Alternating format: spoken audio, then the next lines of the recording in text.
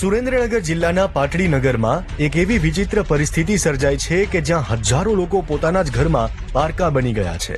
City સર્વેના એક મોટા છબરડાના કારણે પાટડીના આશરે 3000 થી વધુ મકાનો K1 સત્તા પ્રકારમાં આવી ગયા છે. આનો અર્થ એ છે કે લોકો દાયકાઓથી અહીં રહે છે, પણ સરકારી ચોપડે તેઓ માલિક નહીં, માત્ર કબજેદાર ગણાય છે. ત્યારે પહેલા જાણીએ કે આ K1 છે શું. K1 સત્તા પ્રકાર એટલે જ્યારે સિટી સર્વેની માપણી થઈ ત્યારે તંત્રએ સ્થાનિકોના દસ્તાવેજો ધ્યાનની લીધા વગર જમીનનું તળિયું પાટડી સ્ટેટના નામે ચડાવી દીધું. પરિણામે લોકો હવે પોતાની મિલકત વેચી નથી શકતા કે તેના પર લોન પણ નથી લઈ શકતા. આ અંગે સ્થાનિકો સાથે વાત કરતા તેમણે આપવીતી જણાવી. પાટડી નગરપાલિકામાં 1800 થી 2000 મકાનો આવેલા છે અને છેલ્લા 2-2.5 વર્ષથી કોઈ પણ મકાનોના દસ્તાવેજ થઈ શકતા નથી, તો લોકોને ખૂબ તકલીફ છે.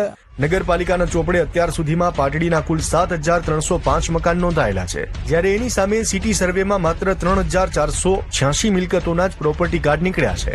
10% મકાનો તો ચોપડે ચડ્યા જ નથી અને અંદાજે 3000 જેટલા મકાનો K1 માં આવી ગયા છે. આ સમસ્યા સામે 4-5 વર્ષથી ઝઝૂમતા આખો વિડિયો જોવા માટે ડાઉનલોડ કરો દિવ્ય ભાસ્કર એપ.